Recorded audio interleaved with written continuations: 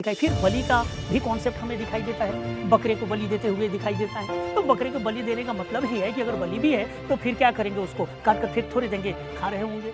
तो इसलिए कहा जाता है कि सिंधु समाज बेसिकली शाकाहारी के साथ साथ मांसाहारी दोनों था। समाज में 3 प्रकार के समाधान पद्धतियां भी मौजूद थी। 3 प्रकार की समाधान पद्धतियां भी मौजूद थी यहाँ पे। और अब ये 3 प्रकार की समाधान पद्धतियां कौन सी थी भाई?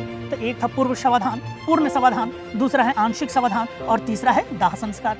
ये सबसे कॉमन है। 3 प्रकार के तो मतलब लगभग हर साइड से आपको दिखाई दे रहा है कि पूर्ण समाधान यानी कंप्लीट बोरियल, यानी कहने का मतलब कि पूर्ण समाधान वर्तमान में जैसे कंप्लीट शरीर को जमीन में दफनाना है ना। आंशिक समाधान का मतलब होता है, जैसे हमने आपको बताया था कि पारसी धर्म में आज भी है कि डेथ होने के बाद में एक ऊंचे टीले पे ले जाते हैं, वहाँ पे उनके शरीर को ऐसे ही प्लेस कर दिया जाता है, फिर पशु पक्षी आते हैं, खाते पीते हैं, जो अवशेष बच जाता है उसे फिर क्या किया जाता है, जमीन में दफन कर दिया जाता है। तो सिंधु घाटी सभ्यता में हमें पूर्ण समाधान की भी जानकारी प्राप्त हो रही है और आंशिक समाधान की भी जानकारी प्राप्त हो रही है। और तीसरा यहाँ पे दाह संस्कार भी प्रचलन में था।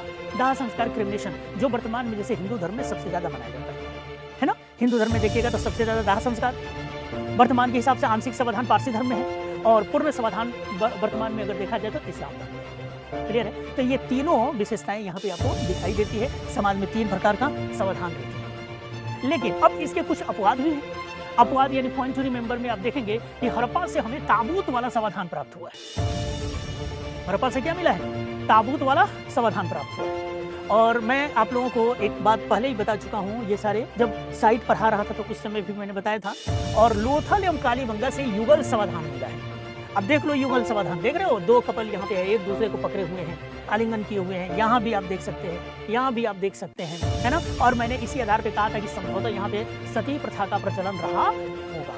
मैंने ये चर्चा